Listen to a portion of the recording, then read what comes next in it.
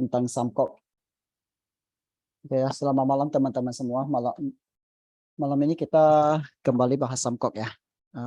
Suara saya cukup jelas ya semuanya ya. Bisa bantu komen suara saya cukup jelas. Halo, suara saya cukup jelas ya. Oke ya, saya lanjut ya. Bentar saya buka presentasinya dulu. Oke, kita malam ini, bentar saya buka share screen. Oke, jadi minggu kemarin kita kembali, malam ini kita kembali bahas tentang Samkok, tentang kisah di balik sejarah Samkok. Untuk topik pertama yang dibahas minggu kemarin adalah fakta dan mitos tentang Cao Cao ya. Kita sudah bahas tentang Cao Cao itu, dia ada Cao Cao ya, sangka xingxiang. Ada 3 gambaran tentang Cao Cao, yaitu Jianzhe, Jianxiong maupun Yingxiong. Ya, Jianzhe itu apa? Kemarin sudah kita bahas. Jianxiong juga, Yingxiong apa?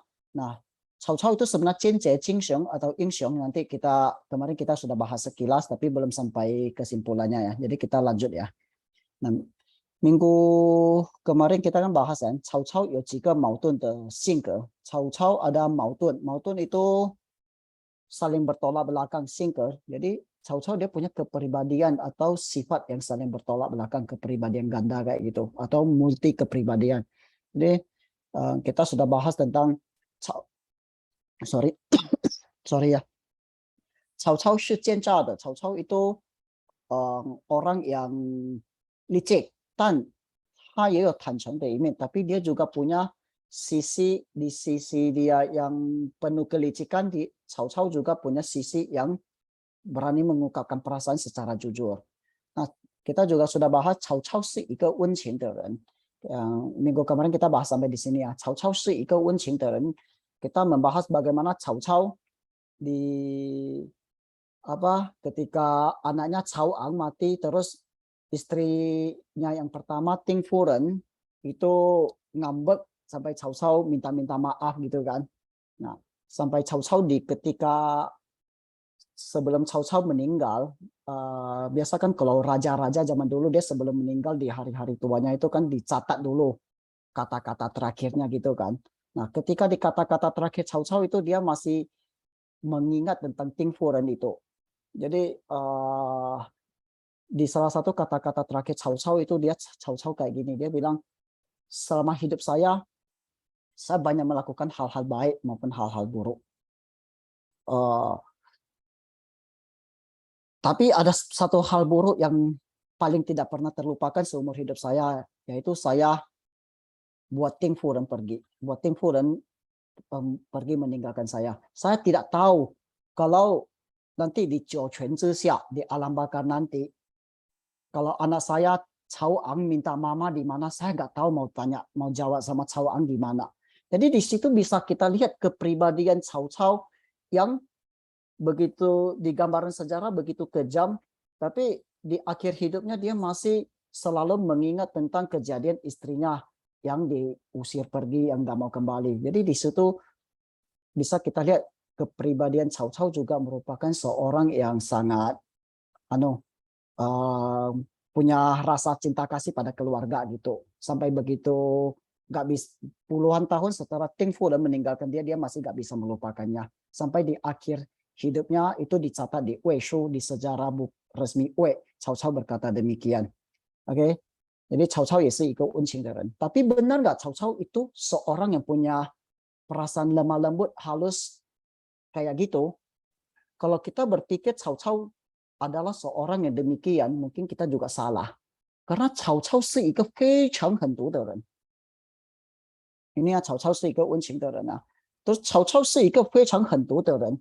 可以说翻脸就不认人了. Cao Cao juga seorang yang sangat hentu. Hentu itu sangat kejam. Jadi di satu sisi tadi minggu kemarin kita bahas Cao Cao itu lemah lembut. Dia sampai puluhan tahun mengingat istrinya gitu. Tapi di satu sisi Cao Cao juga kalau kita berpikir Cao Cao orang lembut itu juga salah. Ternyata Cao Cao juga seorang yang sangat kejam. 可以说翻脸就不认人了。Itu ada Cao Cao 是非常狠毒的人，Cao Cao itu sangat kejam, 可以说 bisa bilang balik muka dia sudah gak kenal orang lagi. Contoh kasusnya yaitu kasus tentang Shio. Kemarin kita sudah bahas ya tentang Shio itu ya. Shio itu kan waktu peristiwa Guandu Zhejian, Cao Cao melawan Yuan Shao, Shio kan datang memberikan strategi kepada Cao Cao untuk menyerang daerah Wuchao dan akhirnya Cao Cao menang di pertempuran Guandu melawan Yuan Shao. Shio itu adalah orang boleh dibilang orang yang sangat berjasa pada awal-awal karir Cao Cao meluaskan pengaruh hegemoni kekuasaan politiknya di daerah Cina Utara, terutama ketika melawan Yuan Shao. Shio sangat berjasa sekali karena tanpa Shio mungkin Cao Cao tidak bisa menang lawan Yuan Shao. Tapi Shio ini dia begitu berjasa pada Yuan Shao. Dia setiap hari ngomong tidak respect pada Cao Cao. Dia setiap hari kemana-mana ngomong, Cao Cao, kalau lu nggak ada gue Shio, lu bisa nggak menang lawan Yuan Shao? Kemana-mana dia selalu bilang ngomong gitu. Dia bahkan bukan panggil Cao Cao, dia panggilnya Aman. Cao Cao dia punya nama kecilnya tuh Aman. Jadi Shio menghina Cao Cao, tidak respect pada Cao Cao, selalu ngomong. Contohnya kayak gini lah ya. Misalnya Anda seseorang kasih saya itu satu buah jam tangan yang bagus atau sebuah baju yang bagus gitu. Lalu saya pakai itu bagus sekali. Saya senang sama baju ini, sama jam tangan ini. Nah, begitu Anda kasih saya mungkin merasa senang, saya bilang say thank you sama Anda. Tapi setiap hari Anda ngomong sama saya, kemana-mana ngomong, itu Xiao Kang bajunya saya yang kasih loh. Lama-lama saya pakai juga merasa ilfil kan. Nah, Cao Cao juga gitu. Shio sangat berjasa pada Cao Cao, tapi kemana-mana ngomong, setiap hari ngomong, di jalanan ngomong, di mana-mana ngomong. Tanpa gua Shio, Cao Cao gak bisa menang lawan Yuan Shao. Jadi akhirnya Cao Cao marah dan Shio dibunuh. Jadi di situ ya kita bisa lihat Cao Cao 是非常狠毒的人, sangat kejam. Orang yang berjasa sama dia putar muka aja dia sudah gak mau kenal orang itu lagi. Ya. Tapi kalau kita bilang Cao Cao kejam, orang yang kejam, di satu sisi Cao Cao 也是非常宽容的人. Benar nggak Cao Cao itu seorang kejam? Kita juga nggak bisa bilang Cao Cao itu sangat kejam. Karena Cao Cao juga 也是很宽容的. Cao Cao juga orang yang hatinya sangat luas, bisa memaafkan orang. Contoh kasusnya adalah contoh Wei Zhong. Wei Zhong ini adalah seorang anak buah Cao Cao ya. Mantan anak buah Cao Cao gitu.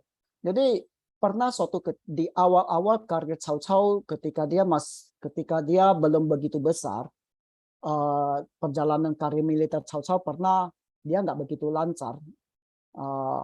Banyak anak buah Cao Cao yang pergi meninggalkan Cao Cao, lari dan berbelok ke pihak musuh gitu. Nah, Cao Cao dia berkata dengan bangga gitu, yang lain boleh semua orang pergi nggak apa-apa. Tapi gue yakin itu ada si Wei Zhong nggak mungkin mengkhianati saya. Cao Cao berkata gitu. Tapi Cao Cao 给自己打脸了. Cao Cao itu nampar muka sendiri. Artinya dia malu sama perkataan sendiri. Karena nggak lama setelah Cao Cao mengatakan demikian, si Wei Zhong, anak buahnya itu pergi meninggalkan Cao Cao, berbelok ke pihak musuh gitu. Nah, Cao Cao sangat marah dong. Cao Cao sangat marah. Pokoknya kalau Wei Zhong lu gua ketangkap, gua akan bunuh lu sampai habis. Gua akan siksa lu, bunuh lu sampai sangat menderita. Cao Cao bersumpah kayak gitu. Tapi ketika Wei Zhong dia berbelok ke pihak musuhnya, ke pihak Yuan Shao gitu, ternyata setelah Yuan Shao kalah, Wei Zhong ditangkap. Banyak teman-temannya Wei Zhong dia berpikir mungkin Wei Zhong kali ini pasti mati. Pasti Cao Cao gak mungkin mengampuni Wei Zhong. Tapi ternyata Cao Cao dia memaafkan Wei Zhong. Ternyata Cao Cao dia memaafkan Wei Zhong gitu. Ini di situ kita bisa lihat ya kepribadian yang sangat complicated dari seorang Cao Cao. Dia seorang yang sangat kejam, tapi di sisi lain dia juga seorang yang sangat bisa memaafkan gitu. Nah, contoh lainnya adalah Cao Cao yang Chen Lian. Chen Lian ini siapa? Chen Lian itu juga anak buah Yuan Shao. Jadi ketika peristiwa Guandu Zhizhan, ketika peristiwa Guandu Zhizhan itu perang Guandu antara Cao Cao melawan Yuan Shao. Nah, zaman dulu kalau orang perang itu gini. Zaman dulu kalau orang perang itu dia harus chu shi you ming, harus shi chu you ming, atau baru bisa disebut zheng yi zhi shi. Ini namanya shi chu you ming gini. Jadi istilahnya gini, di dalam politik China zaman dulu gini, kita mau pihak A sama pihak B lagi perang, dia harus memposisikan dirinya sebagai pihak yang benar. Zheng yi zhi shi. Jadi memposisikan pihak sebagai pihak yang benar, pihak yang benar gitu. Jadi di situ ya, makanya Yuan Shao dia meminta Chen Lin. Chen Lin ini adalah ini Chen Lin ya yang saya blog ini. Chen Lin itu adalah seorang ahli wenxuejia, mungkin seorang sastrawan gitu, seorang sastrawan yang bisa pandai menulis karangan, tulisan-tulisan lah gitulah. Nah, Yuan Shao meminta Chen Lin menulis itu apa? Bentar hilap.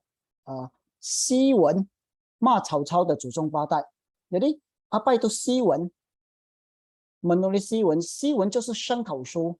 Apa itu 声讨书 itu gini, 特指声讨敌人或叛逆的文书。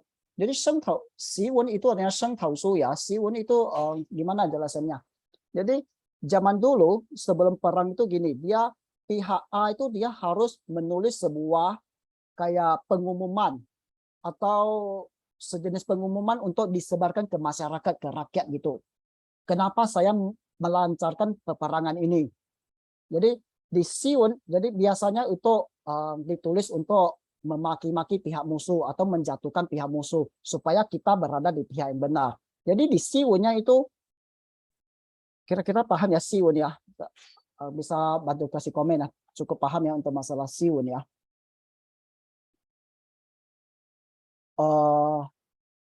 Jadi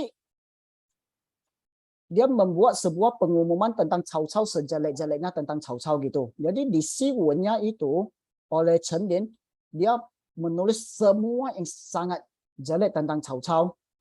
Termasuk sampai dia marah Cao Cao de zuzong badai. Dia memarahi leluhurnya Cao Cao sampai parah-parah banget gitu. Pokoknya Cao Cao dijelek-jelekinnya itu. Nah, tulisan pengumuman itu atau artikel itu dibagikan ke rakyat, ke masyarakat, supaya orang berpandangan negatif pada Cao Cao gitu. Nah, itu sangat membuat ketika Cao Cao membaca tulisan si wen dari Chen ini, Cao Cao juga sangat marah sekali. Sangat marah sekali. Tapi begitu Yuan Shao kalah perang, Chen Lin ditangkap. Banyak juga orang yang berpikir Chen Lin sudah pasti mati. Chen Lin sudah pasti banyak ya propaganda, benar-benar. Siun mungkin berupa propaganda ya. Thank you komennya siapa tadi ya. Thank you komennya. Jadi Siun juga berupa propaganda gitu. Jadi propaganda perang gitulah. Pokoknya menjelekkan pihak musuh. Jadi Cao Cao sangat marah dengan propaganda gitu kan. Jadi begitu Yuan Shao kalah perang, Chen Lin ditangkap. Chen Lin ditangkap. Banyak orang berpikir Chen Lin pasti mati ini kali ini. Tapi ternyata Cao Cao memaafkan Chen Lin juga. Jadi di situ kita lihat ya kepribadian yang complicated dari seorang Cao Cao ya. Dia bisa seorang sangat kejam, juga bisa seorang yang sangat pemaaf gitu. Tapi benar nggak Cao Cao seorang pemaaf? Enggak juga. Di satu sisi Cao Cao juga报复心极强的人。报复心itu bukan kejam, ini rasa pengen balas dendam. 极强 sangat kuat. Cao Cao adalah seorang yang rasa pengen balas dendamnya sangat kuat. Kalau orang bersalah sama dia pengen balas dendam. Jadi sangat bertolak belakang ya. Tadi kita bilang dia bisa memaafkan Wei Chong, bisa memaafkan Chen Lin, tapi di satu sisi dia juga sangat bisa membalas dendam gitu. Contohnya ini contoh kasus Cao Cao 杀边让 Heng Shao. 和其他的文学家。Contoh kasusnya adalah Cao Cao dia membunuh Pian Rang, Heng Shao, dan beberapa terpelajar lain. Pian Rang sama Heng Shao ini adalah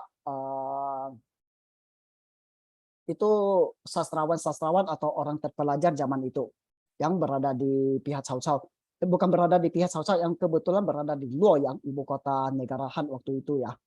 Nah, mereka Pian Rang ini 是一个文学家，大文学家，itu seorang sastrawan. Nah, 他非常瞧不起曹操啊。Pian Rang ini sangat 瞧不起itu maksudnya tidak memandang sebelah mata gitu, kayak menghina, kayak tidak memandang sebelah mata tuh kayak apa ya? Dia tidak merasa Cao Cao itu orang rendahan. Kenapa? Karena Cao Cao 的出身家境不好. Karena Cao Cao itu latar background keluarganya tuh tidak baik. Cao Cao itu kan dia adalah anak seorang Taijian ya. Taijian itu apa ya? Taijian itu Huan Quan itu Kasim. Cao Cao itu kan bukan anak Kasim, sorry. Yang Zi de Erzi. Jadi Cao Cao itu dia anak dari anak angkatnya seorang Kasim. Jadi kakeknya Cao Cao itu seorang Kasim. Kasim itu kan tidak bisa punya anak ya, dia sudah dikebiri gitu kan, tidak bisa punya istri, tidak bisa punya anak. Dia punya nama kakeknya itu Cao Song. Dia punya Cao Teng. Cao Teng dia punya anak angkat namanya Cao Song. Cao Song itu baru punya anak namanya Cao Cao. Jadi Cao Cao itu dia dari keluarga Kasim, kakeknya itu seorang Kasim. Jadi bapaknya itu adalah anak angkat dari seorang Kasim gitu. Pada saat kita tahu ya, pada saat Tong Han Monin itu akhir dinasti Han Timur. 是给太监搞坏的. Kita tahu kan pada akhir dinasti Han itu kan ada Shi Xiangsi. Shi Xiangsi itu adalah ada kisah 10 kasus. Kalau teman-teman nonton film Samkok atau baca novelnya mungkin tahu ya, ada Shi Xiangsi itu ada 10 kisah 10 Kasim yang sangat berpengaruh di kerajaan yang membuat korupsi besar-besaran sampai dinasti Han tuh hancur-hancuran gitu. Pokoknya kerajaan Han tuh sampai hancur karena kasus dari apa Taijian ya, Kasim-Kasim yang korupsinya besar-besaran gitu. Jadi 东汉末年是给太监搞坏的. Akhir dinasti Han itu dihancuri oleh para Kasim gitu. Jadi 所有的读书人呢都非常那个看不起太监啊，痛恨太监, sangat benci orang-orang yang terpelajar kayak sastrawan atau pokoknya orang-orang terpelajar yang banyak baca buku gitu, sangat benci sama pihak Kasim, sangat tidak respect sama mereka gitu. Jadi Pian Rang itu kan dia juga seorang terpelajar yang tidak respect pada Cao Cao gitu. Tidak respect pada Cao Cao. Begitu Cao Cao berkuasa di Luoyang, berkuasa di Xuchang gitu kan, memindahkan ibu kota kerajaan ke Xuchang, ke Xutu gitu. Dari Luoyang ke Xutu. Pian Rang itu kan lari, ditangkap Cao Cao. Cao Cao tanpa pandang sebelah mata udah bunuh aja. Kayak Heng Shao juga kayak gitu. Heng Shao juga lari. Begitu Cao Cao berkuasa dia juga lari. Juga lari kan. Begitu ditangkap Heng Shao sampai nangis-nangis minta ampun sama Cao Cao. Cao Cao bilang hehe. Dia nangis ya, nangis gua ampuni lo. Enggak. Nangislah, nangis sekuat-kuatnya. Bunuh. Jadi kejam banget Cao Cao.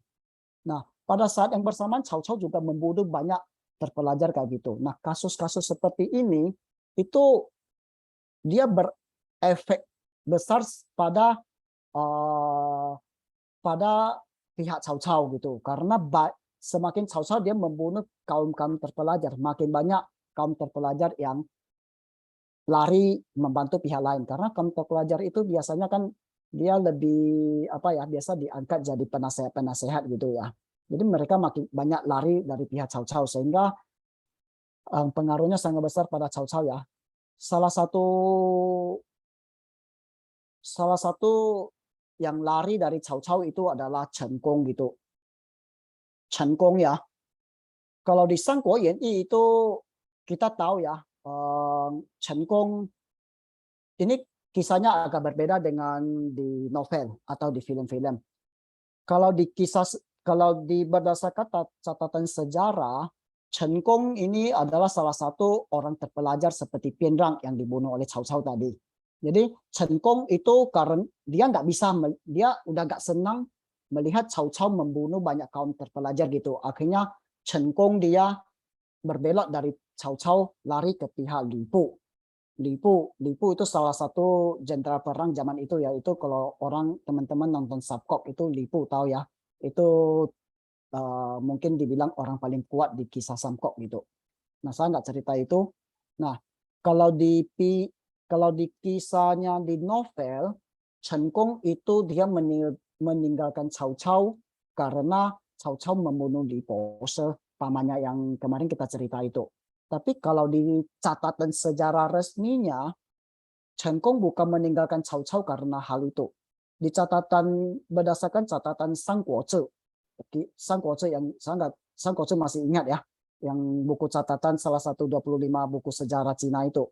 Nah, di catatan Sang Guo Zhi, Chen Gong dikisahkan Chen Gong itu meninggalkan Cao Cao karena Chen Gong sudah nggak tahan melihat Cao Cao membunuh orang-orang terpelajar. Dia merasa dia salah satu yang akan jadi korban.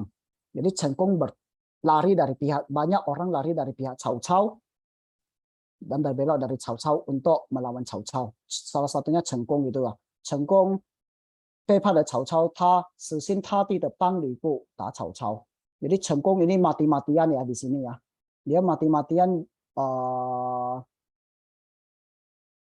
bantu Li Bu untuk melawan Cao Cao, tapi akhirnya ternyata Li Bu kalah juga lawan Cao Cao gitu. Setelah Li Bu kalah lawan Cao Cao, nah Cao Cao mungkin saat ini dia sudah belajar satu hal. Karena banyaknya kaum terpelajar yang berbelok dari Cao Cao, dia mungkin introspeksi diri, dia merasa mungkin ini nggak benar. Kalau kayak gini terus, lama-lama orang-orang pintar di sekitar dia akan habis. Jadi pada saat Li Bu kalah, Chen Gong ditangkap. Cao Cao ingin memaafkan Chen Gong, tapi Chen Gong dia nggak mau dimaafkan. Dia maunya dibunuh aja. Ini kalau yang nonton Sang Guo Yan Yi pasti tahu ya. Nah, ketika Cao Cao pengen memaafkan Chen Gong tidak mau. Dia bilang, Chen Gong bilang, dia bunuh saya untuk jaga dia punya kehormatan. Kita pernah cerita ya, kalau orang Tiongkok zaman dulu sangat menjaga dia rasa hormat dirinya gitu loh, rasa kehormatan dirinya. Nah, Cao Cao tanya, kalau kamu, Cao Cao dia kan masih pengen membujuk Chen Gong supaya jangan mati gitu. Dia tanya, kalau kamu mati nanti orang tua kamu gimana? Chen Gong dia bilang, 我听说ini lebih satu. 我听说 ini ya. 我听说以孝治天下的人不会杀害他人的父母。我的母亲怎么样，就靠曹公你看着吧。成功dia bilang begini. 我听说以孝治天下的人不会杀害他人的父母。我的母亲怎么样，就靠曹公您看着办。Jadi gini, Cao Cao tanya, kalau kamu mati orang tua mama kamu gimana? Chen Gong dia bilang, saya dengar orang yang mengatur dunia, mengontrol, maksudnya memimpin dunia atas dasar rasa bakti, tidak akan membunuh orang tua orang lain. Ibu saya kayak gimana ke depannya? Cao Gong, Anda Cao Gong itu dia manggil hormat pada Cao Cao ya. Gong itu untuk kita panggil orang hormat. Cao Gong, Cao Anda putuskan sendiri. Kira-kira begitu. Chen Gong, jadi dia sudah bertekad untuk mati. Cao dia tanya lagi, kalau kamu mati, anak-anak kamu kayak gimana? Chen Gong dia bilang lagi, 我听说以人治天下的人, ini kurang人ya. 以人治天下的人不会伤害人家的子女，我的老婆孩子如何也请曹公你看着吧。Dia bilang, saya dengar orang yang memimpin dunia dengan atas dasar cinta kasih, dan itu cinta kasih. Tidak akan melukai atau menghancurkan anak-anak orang lain. 我的老婆孩子如何也请草公你看着办。Anak aku, istri aku kayak gimana ke depannya, Caukong Anda terserah Anda lah mau kayak gimana. Pokoknya dia sudah pengen mati.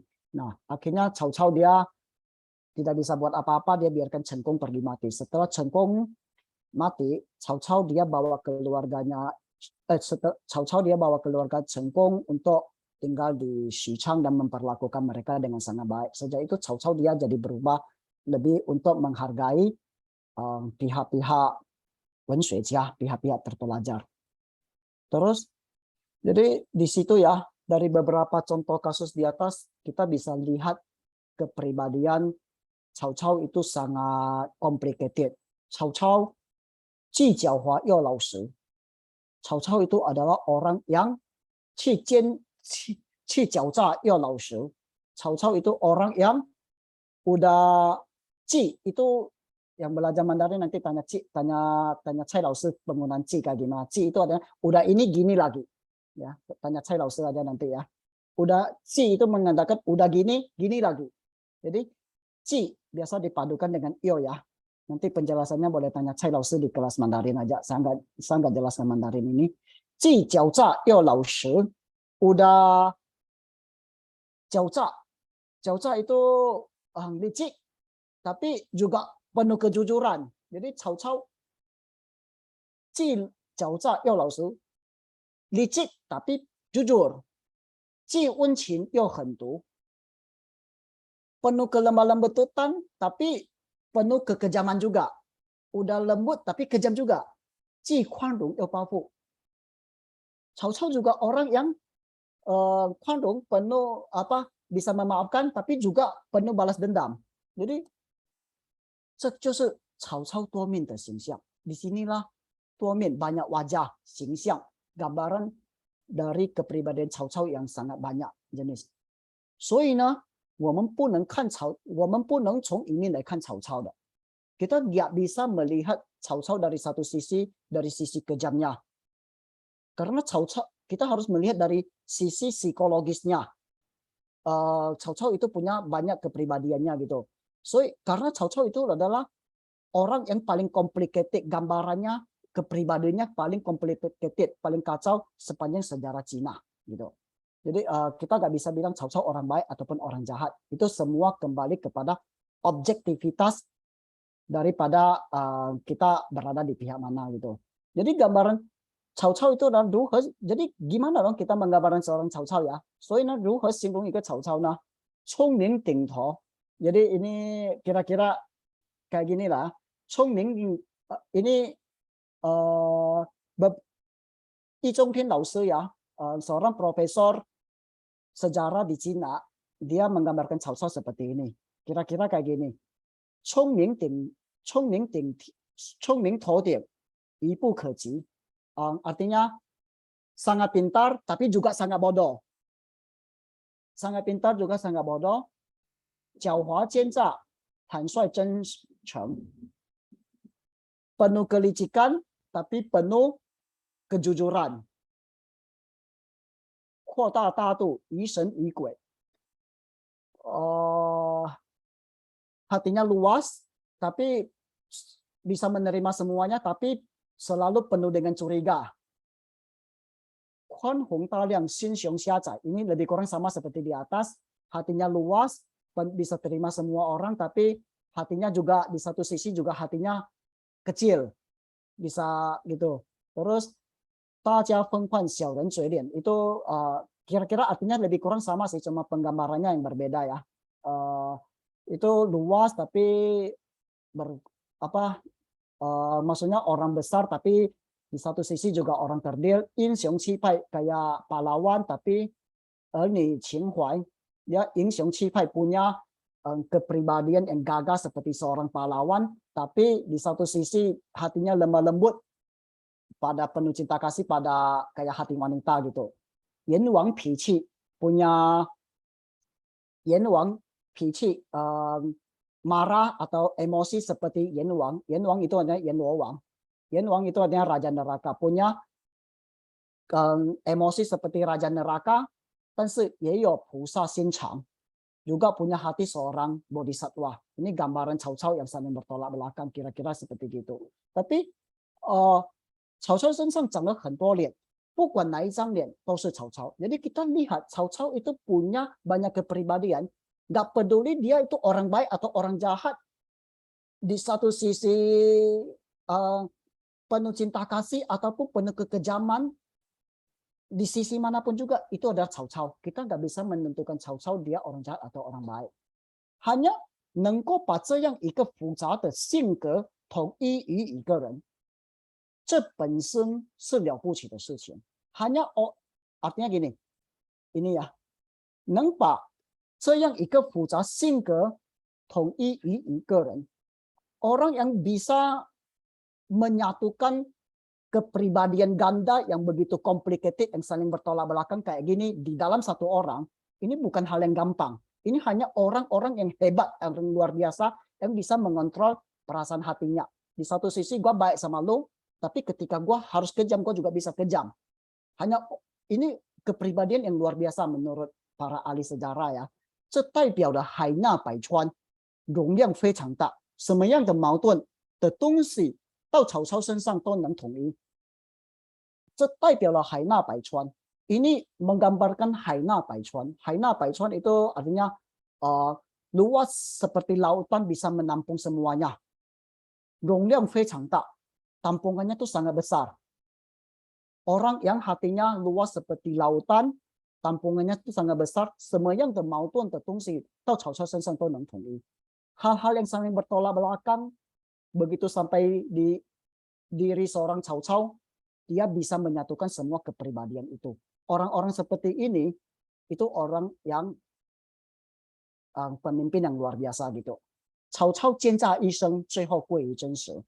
Jadi satu kesimpulannya ya, kesimpulannya Cao Cao 奸诈一生，最后归于真实. Cao Cao itu sepanjang hidupnya itu penuh dengan kelicikan, tapi ketika di akhir hidupnya 归于真实, kembali berani jujur pada dirinya sendiri, jujur pada semua orang. Contohnya yaitu ketika tadi ada saya bilang sekilas ya, ketika Cao Cao dia mau mati gitu kan, di hari-hari akhirnya gitu loh. Biasa kan kalau pahlawan atau raja-raja hebat, kalau dia raja-raja hebat zaman dulu atau jenderal-jenderal perang yang hebat zaman dulu, kalau sudah di akhir hari tuanya kan, kebiasaan orang Cina, orang Tiongkok kuno itu, dia akan memanggil ahli juru tulis untuk mencatat icu. Icu itu ini. Icu itu artinya kata-kata terakhir untuk yang ditinggalkan pada generasi-generasi berikutnya gitu. Nah, biasanya kalau sepanjang sejarah Tiongkok, sepanjang sejarah Cina, raja-raja hebat dia selalu meninggalkan isi hao yan chuang. Dia selalu meninggalkan kata-kata yang gagah. Banyak raja, banyak jenderal-jenderal perang hebat dia selalu meninggalkan kata-kata gagah untuk li zhi de hua lai guli hotai de nah. Jadi banyak raja-raja zaman dulu ya, kalau mau meninggal itu dia akan panggil juru tulis, dia bikin kata-kata yang gagah, kata-kata yang motivasi supaya generasi berikutnya bisa mengingat dia gitu. Tapi sepanjang sejarah hanya seorang Cao Cao yang tidak begitu. Di hari-hari terakhirnya di Wei Shu catatan sejarah negara Wei gitu. Itu catatan resmi sejarah negara Wei. Cao Cao memanggil ahli tulis untuk datang. Dia bukan ngomong kata-kata yang membanggakan tentang prestasi dia menyatukan Cina ini dan mengalahkan Yuan Shao dan lain-lain. Dia bukan gitu. Dia hanya datang ngomong, gue seumur hidup banyak melakukan hal baik dan hal jelek. Ya, kalau hal baik lo orang pelajarilah. Kalau hal yang jelek lo orang jangan ditiru. Hanya ngomong gitu aja. Ngomong beberapa kata gitu. Selanjutnya dia ngomong apa? Ngomong tentang anak istrinya. Nanti ngomong tentang istrinya kan banyak. ngomong tentang selir-selir di istana, ngomong tentang dayang-dayang di istana itu nanti mau digimanain gitu. Itu lucu ya. Jadi dia ngomong tentang nanti di istana aku banyak selir-selir aku nanti kalau aku mati kasih mereka kerja, kasih mereka belajar sokong apa kerajinan supaya mereka bisa hidup. Dayang-dayang di istana yang selama ini menari untuk aku. Kalau aku mati kasih mereka kerjaan supaya mereka bisa hidup dan lain-lain. Ini tentang koleksi apa Chen Xiang, koleksi dia punya apa kayu yang harum-harum apa Chen Xiang apa sih bahasa Indonesianya?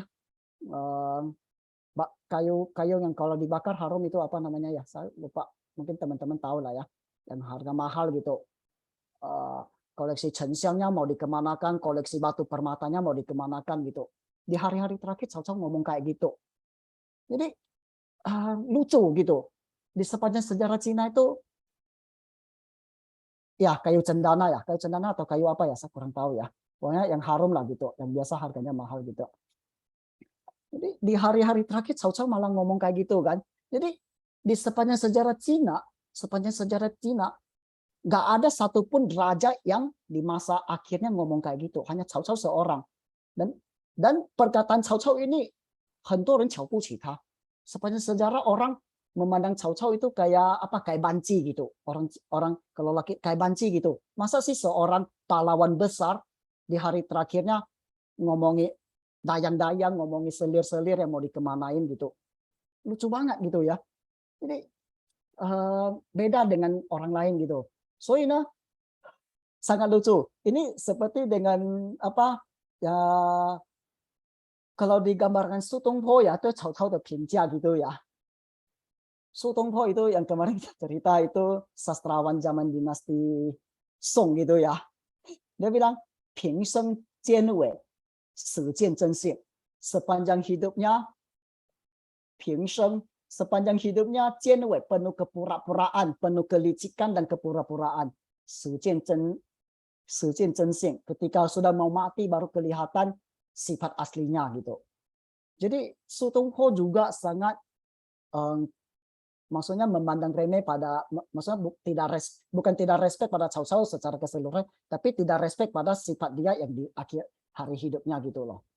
Nah, tapi kalau menurut Yi Zhongping 老师他对曹操的评价Yi Zhongping 老师 itu profesor sejarah di Tiongkok gitu ya. Dia bilang Cao Cao 是个可爱的奸雄. Dia bilang justru orang seperti ginilah yang respect gitu. Dia mau berbeda dari orang lain. Nah, jadi makanya disebut Jianxiong.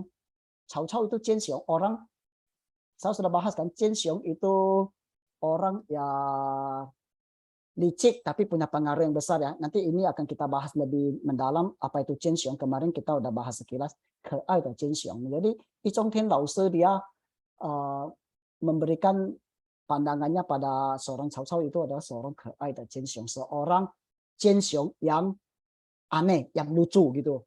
Nah, kira-kira Cao Cao itu lucu dari mana ya? Nanti ini akan kita bahas secara mendetail kenapa Cao Cao disebut keai dan Jianxiong. Keai dari sisi mana dan Jianxiong dari sisi mana. Oke, jadi apa itu Jianxiong ya? Ini kita bahas langsung ya. Apa itu Jianxiong ya? Jian kita kemarin sudah bahas sekilas. Jian itu mungkin kita bisa artikan licik, tidak setia pada negara, atau pengkhianat negara, egois, pokoknya semua yang jelek gitu. Kalau Xiong itu boleh kita artikan berjiwa besar, bercita-cita tinggi, mempunyai kekuasaan besar. Jadi kemarin kita bahas sekilas tentang Jianxiong itu artinya seorang yang punya power yang besar, punya kekuasaan yang besar, yang bisa mempengaruhi sebuah negara, tapi penuh dengan kelicikan gitu. Kenapa Cao Cao orang yang kayak gini? Ya, kita bahas tentang Jianxiong satu persatu ya. Jian itu kita bisa artikan Jianze gitu. Jianze itu gini. Kenapa Cao Cao bukan Jianze tapi Jianxiong ya? Jian itu kayak gini. Jianze itu licik. Zhe itu artinya pengkhianat, licik dan pengkhianat. Contohnya adalah contoh Yan Song gitu. Yan Song itu adalah seorang perdana menteri zaman dinasti Ming. Zaman dinasti Ming ya. Yensong itu dia kekuasaannya sangat tinggi zaman dinasti Ming. Tapi dia memanfaatkan kekuasaannya itu untuk memperjualbelikan jabatan dan memperkaya dirinya sendiri gitu loh. Nah, tapi dia tidak punya strategi untuk mempertahankan kekuasaannya. Dia hanya licik, jahat, korupsi besar-besaran sampai negara kacau gitu. Sampai negaranya kacau ya. Orang seperti gini kita nggak, walaupun dia punya kekuasaan yang besar, kita nggak bisa sebut dia sebagai seorang Chen Xiong karena dia tidak punya strategi untuk mempertahankan kekuasaannya dan dia licik gitu ya dan jahat, tapi tidak punya pengaruh yang besar ke masyarakat, malah menghancurkan masyarakat gitu ya. Jadi orang kayak gini disebut Chen Zhe, tapi Cao Cao bukan orang kayak gini. Nah, ada satu lagi istilah yang lain itu adalah ada satu istilah yang lain itu adalah xiaoxiong. Xiaoxiong itu apa? Xiaoxiong itu xiao kita boleh artikan kejam ya, atau hebat luar biasa gitu. Jadi xiaoxiong itu boleh kita bilang artikan orang yang punya kekuasaan besar tapi kejam. Jadi contohnya itu seperti Tung Zuo. Tung Zuo mungkin teman-teman ingat ya, kalau yang baca Samkok atau nonton film Samkok pasti tahu Tung Zuo ini siapa. Tung Zuo itu dari Xipei datang ke dinas, diundang oleh Yuan Shao datang ke Luoyang dan menguasai Luoyang gitu. Mungkin nanti akan kita bahas Tung Zuo juga sedikit ya ke depannya. Jadi Tung Zuo itu menghalalkan segala cara juga dan sangat kejam. Dia sampai selir-selirnya kaisar, istrinya kaisar juga dia tidurin gitu. Sampai dia bunuh semua orang, bunuh orang besar-besaran, segala macam gitu ya. Nah, tapi dia juga tidak licik, dia tidak bisa mempertahankan kekuasaannya. Walaupun Tung Zuo pada saat itu sangat kuat, kekuasaannya sangat besar di zaman akhir dinasti Han, tapi dia sebentar aja sudah habis kekuasaannya jatuh. Kenapa? Karena dia tidak licik, karena dia tidak punya strategi. Nah, orang seperti ini nggak bisa disebut Chen Xiong, dia hanya bisa disebut Xiao Xiong. Jadi beda ya, Chen Zhe, Xiao Xiong, dan Chen Xiong. Kalau Cao Cao dia kita tidak bisa sebut dia sebagai Xiao Xiong, juga tidak sebut sebagai Chen Zhe, tapi tergantung, ini objektif ya. Ini subjektif ya, bukan objektif ya. Jadi kalau orang pihak musuh dia pasti menganggap Cao Cao Chen Zhe gitu. Tapi secara subjektif saya menganggap Cao Cao itu Chen Xiong bukan Chen Zhe gitu, juga bukan Xiao Xiong gitu. Nah, kalau Cao Cao kita anggap secara subjektif saya pribadi, saya anggap dia sebagai seorang Chen Xiong ya. Oke. Terus kita bahas lebih mendalam dari sisi mana ya? Dari sisi mana Cao Cao, kita akan bahas dari sisi mana Cao Cao disebut sebagai seorang Chen Xiong. Kita akan lihat dari latar belakang keluarga Cao Cao, dari masa kecil Cao Cao sampai bagaimana dari Cao Cao dari polos-polosnya berubah menjadi kejam-kejamnya. Kita akan bahas satu persatu bagaimana dia menggunakan banyak strategi untuk menang dan lain-lain ya. Oke, jadi kita bahas satu persatu mulai dari masa kecil Cao Cao. 史书上的说法，曹操是相国曹参之后。Jadi kalau berdasarkan catatan sejarah, sejarah susu itu catatan sejarah ya, buku sejarah ya. 史书上的说法 berdasarkan catatan sejarah, Cao Cao 是相国曹参之后。Itu Cao Cao adalah keturunan dari Cao Can. Cao Can ini siapa? Cao Can ini Perdana Menteri. Xiangguo itu Perdana Menteri ya. Xiangguo Perdana Menteri. Cao Can ini nama orang, nama Perdana Menteri di zaman awal-awal berdirinya dinasti Han. Itu Perdana Menteri zamannya Liu Bang. Yang membantu, salah satu Perdana Menteri yang membantu Liu Bang mendirikan dinasti Han. Jadi di catatan sejarah dikatakan bahwa Cao Cao adalah keturunan dari Cao Can. Tapi ini benar nggak ya? Kalau menurut saya ini tidak. Walaupun ini tercatat di sejarah, tapi kita bahas ulang. Ini bukan. Menurut saya bukan. Kenapa?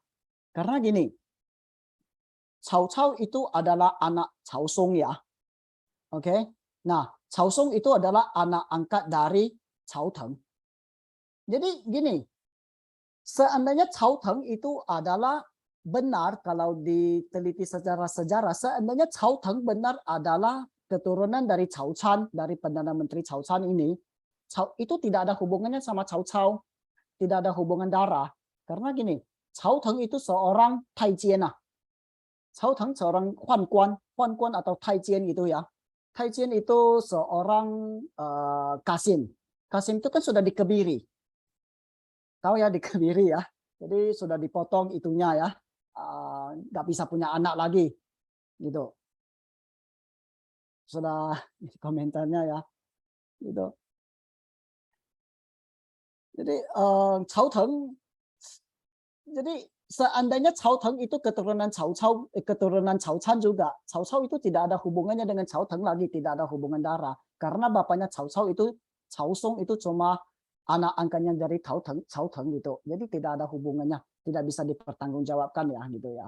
Jadi kita tahu ya Tonghan Monian kan, Luan Guoze Huan Guan Ye gitu. Jadi kita lihat masa sejarah Cao Cao Xiaoshuho de Beijing, latar belakang masa kecil Cao Cao. Jadi Tonghan Monian pada zaman akhir dinasti Han Timur, Luan Guoze Huan Guan Ye. Orang yang membuat negara jadi berantakan itu adalah Huan Guan. Huan Guan itu adalah pejabat Kasim. 所以宦官养子的儿子被人家看不起的。Jadi gini, tadi saya udah bahas sekilas, kalau di akhir dinasti Han itu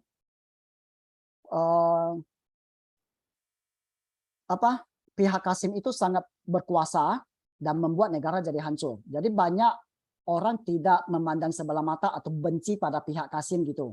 Nah, Cao Cao itu dari keluarga Kasim. Banyak pihak terpelajar tidak senang sama dia.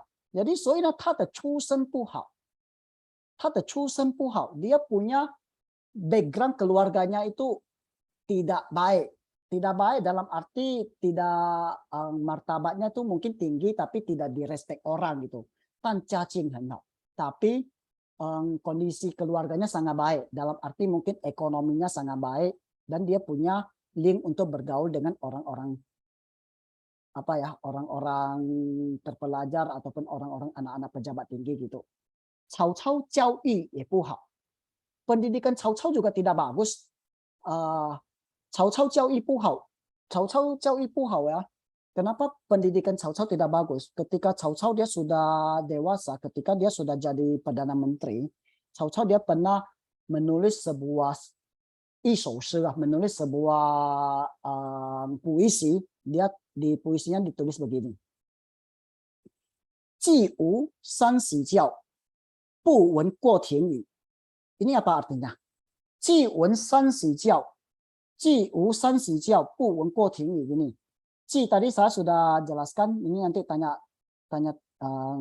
Cai Laosi gimana penggunaannya. Ci itu udah gini lagi gitu loh. Udah tidak ada 既无三洗教, udah tidak ada 三洗教. 不闻过庭语 juga tidak pernah mendengar过庭语. Jadi di situ dibilang di rumah saya tidak ada 三洗教 dan tidak ada 过庭语. Apa itu 三洗教? Apa itu 过庭语 ini? 三洗教 itu mungkin kalau teman-teman yang suka belajar tentang Chinese culture atau belajar tentang budaya Cina, itu mungkin pernah dengar Mengmu. Mengmu itu di zaman Chunqiu de Suho ya, zaman Chunqiu itu sekitar 700-an sebelum Masehi. Itu ada kayaknya bukan sebelumnya, kayak 300-an kalau nggak salah ya. Nanti cari sendiri dah. Mengmu itu ibunya Mengzi. Ibunya Mengzi gitu, dia pindah 3 kali untuk mengajarkan anaknya untuk mendapatkan lingkungan belajar yang baik bagi anaknya gitu. Jadi mungkin teman-teman mungkin pernah dengar ya itu cerita gimana ya ceritanya, kira-kira gini. zaman dulu itu ada Mengzi, tahu ya, Mengzi itu mencius ya, ini Mengzi itu mencius, boleh cari di Google mencius atau Mengzi. Mengzi ini ya, mencius atau Mengzi, boleh cari di Google sendiri. Saya nggak cerita lagi. Ini kalau nggak salah zaman setelah Konghucu ya, saya lupa ingat. Kalau nggak salah zaman 300-an atau berapa lah, saya lupa ya. Zamannya Mengzi itu, Mengmu itu dia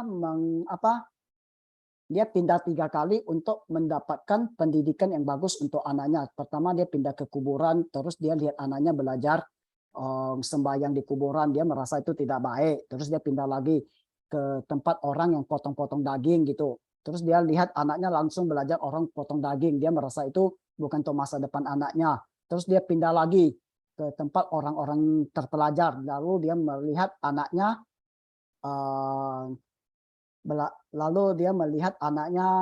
ikut belajar baca buku.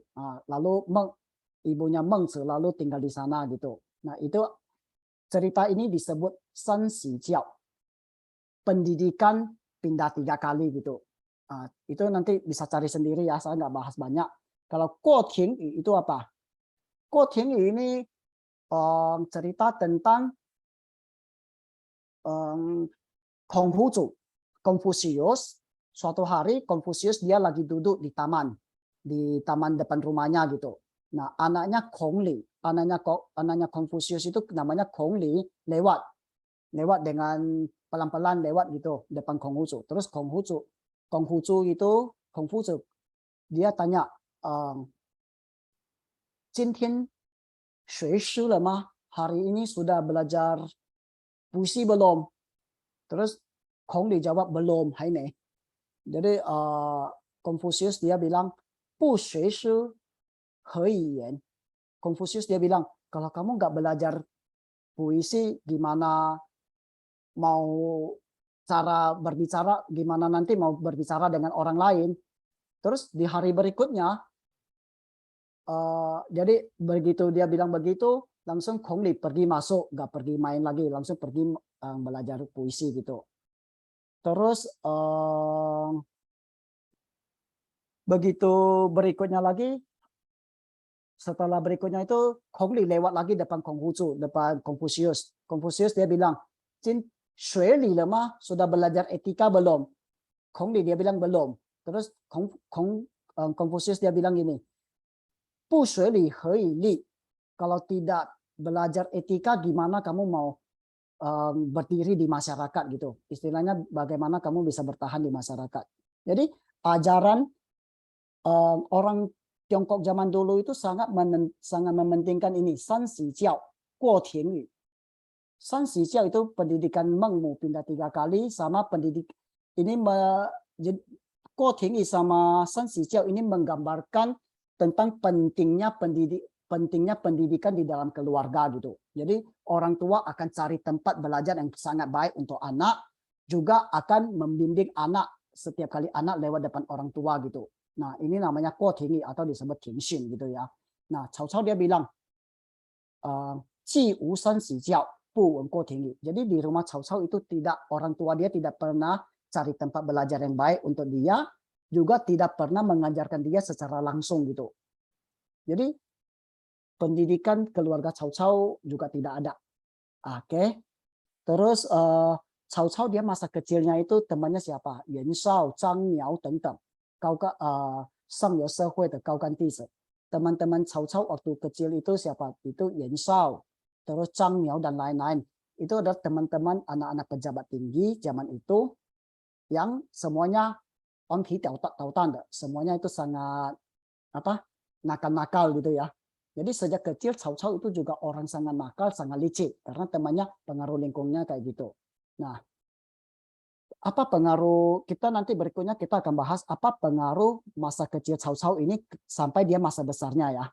Nah, ini waktunya sudah agak mepet, sebenarnya ini masih banyak.